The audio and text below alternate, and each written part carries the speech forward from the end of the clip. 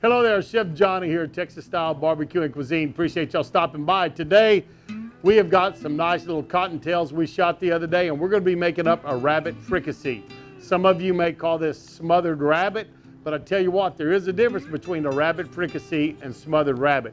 Or if you're doing chicken fricassee and smothered chicken. Two different things, slight bit of difference. Stick around, and I'm gonna show y'all the difference in those. I'm gonna show you how to make a fantastic dish for your family today. So these are some good looking rabbits here, and what we're gonna do is we are gonna cut these up for going into this dish. I'm gonna keep two of them from grilling, so y'all stick around. These two are gonna get grilled for us. Anytime you're dealing with rabbit, any type of wild game, you've skinned it, you always gotta be careful with the hair, and I tell you what, I always kind of pull off that little band of fat. You don't want that fat on these. If it doesn't want to pull off, just take your knife, come right off, it's easy. Front shoulders, back shoulders. Now, the prized possession of this rabbit is from here to here, that loin area. That is just really good eating. But I'm gonna come in right here, kind of where the loins are, cut right there. Separated the back legs. Now I can come in here in the middle again. The next thing I'm gonna do is I'm gonna come up right here by the ribs. I'm gonna cut where those loins were. And like I said, that is the prized possession. Some people leave this on. I usually just cut that off. So we have just those loins. That's the real prized meaty area on a rabbit is right there. You can come in here where the shoulder is, much like a shoulder on anything else. Cut down through here. It's like that. It separates. There's not a joint there that you have to worry about cutting through. This other front leg looks like it got messed up in the shot. I don't know if we're gonna be able to use it or not, but we're gonna cut that off. Now, this rib area, there is some meat up here on the back, but again, you don't need to go all the way down on your ribs. Kind of cut through them. This loose hanging meat, I'll usually just kind of take that off, but there we go. We got that back. Most of the meat's up here anyways. It's taken care of, and that's it. We're going to, I'm gonna go ahead and cook up our mirepoix, and the reason why I do that before I bread my rabbits is if you bread them, then everything kind of starts soaking through your breading and everything like that. So I'm going to cook up some onions, and I'm going to cook up some celery and carrots for my flavoring. Drop that in the pan, saute that some, and then we'll bread our rabbits and get those in there. Got our oil good and hot. Drop in my onions, carrots, and celery. We're just going to cook these till they're tender.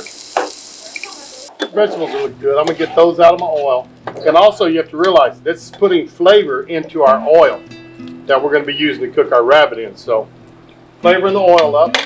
Now, got our mirepoix cooked up. We're gonna start getting our rabbit ready. And this has been salt, pepper, garlic, just a basic seasoning, whatever you like. And it's gonna go into a little bit of my heavy cream with an egg, and a little bit of water and seasoning. So one time in there, remember, always keep a dry hand, wet hand. Rabbits in, cover it up. I'm not going to bread it all at once, and the reason why is I don't want it just sitting here again, soaking through. It's not real good for it. So I'm going to get enough that I can fry it one time, and then we'll cook it, probably do 2 batches. So a little more breading. Remember, you can always go flour your milk bath or your egg wash, and then flour again. I don't want these that much of a breading on them. Shake off the eggs, put it on the plate. These nice back legs. Now, you also, if you wanted to, some people will soak their chicken in milk for a while. And I use heavy cream to make my sauce on these, or my gravy, right? If you wanted to, you could use canned milk. You could use, I always recommend whole milk. I usually don't do a partial fat when I'm making gravies and sauces. A lot of different things you could do, but just want to bread these up. And then we're going to get them over there, get them on the fire, and we're going to start partially cooking these. Now what we're going to do is take our rabbit, start laying it in here, and we're going to start frying it. And this is where you find the difference between a smothered rabbit and a fricassee. Normally in a fricassee, you do not brown anything. It's still going to stay kind of white. So I really don't want to get these to a golden brown. If I was just doing a smothered rabbit or a smothered... Now, all our rabbits out, I'm going to pour off some of our grease, just maybe a couple of tablespoons. If there's anything stuck, get it up. You can put a little broth in there. Chicken broth will work good. I've got some turkey broth I'm going to use today. But to bring your fond off, and I tell you what, there's a lot of things on doing a smothered or a fricassee.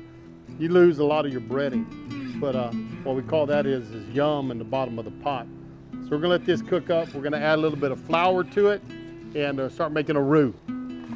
Come in here and I'm going to put oh, I don't know, about 6 tablespoons maybe of flour in here. Don't want too much, you get it too thick. And remember, we are going to use cream.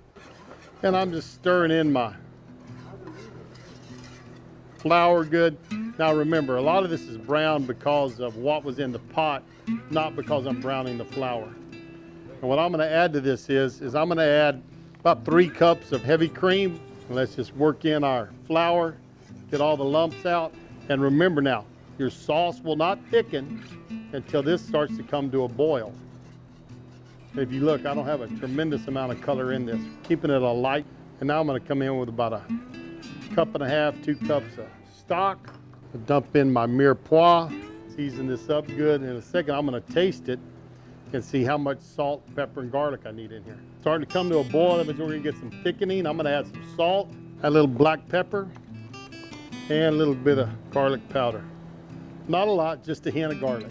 Now I'm going to start taking my rabbit and laying it back in there in our sauce. Try to work those in, and I'm just going to take the breading that was in my pan, and I'm going to drop that right in there with it. Some drippings off that rabbit, put some onion slices at the top, turn my heat down.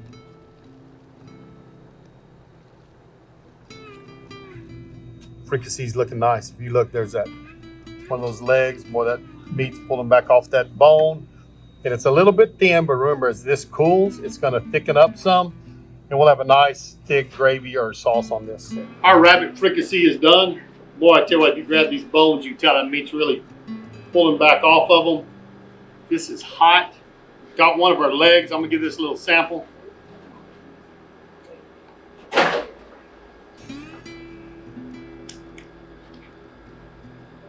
Has a little bite to it. Doesn't have the fall off the bone yet, but it went for an hour at a good simmer. So could have went a little bit longer, I guess, to get the meat falling off the bone, but great flavor. Gravy's good.